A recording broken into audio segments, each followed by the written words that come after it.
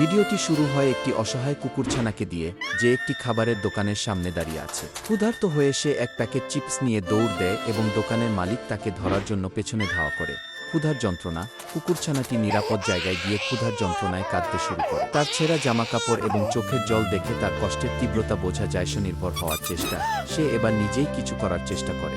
মাটির চুলায় সে কিছু রান্না করতে শুরু করে এবং অন্য একটি দৃশ্যে তাকে একটি সুন্দর রান্নাঘরে কাঠের চামচ দিয়ে